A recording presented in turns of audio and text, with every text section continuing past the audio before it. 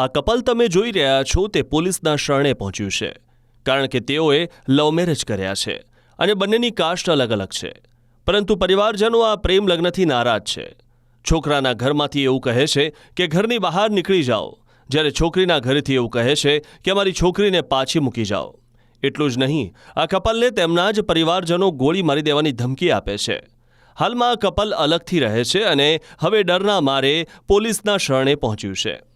આ ઘટના છે યુપીના મુઝફ્ફરની, જ્યાં યુવક અને યુવતીએ પોતાની વ્યથા વર્ણવી હતી. चाहने बढ़ाने के बाद भी मेरा पति के मारपीट किया, हमको से मारने उड़ने की धमकी देते हैं, बोलते हैं यहाँ से चल जाएंगे तो आपको पति के आपको मार देंगे. बोलो घर में नहीं रहने दे रहा। नहीं, सीधे कहता है गोली मार देंगे. कौन कौन लोग हैं घर में आपके? घर में कौन कौन लोग हैं? घर में है मेरा भाभी है, ठीक है, भतीजा ऐसे बाहर में है, अभी बीच में आया था रक्षाबंधन के टाइम में, वो मारपीट किया था. अब बोला कि तुम जमीन जथा बेचता, तुम्हारा कुछ नहीं है घर में, और भाभी भी फिर वो भी धमकी देता है कि जान से मार देंगे.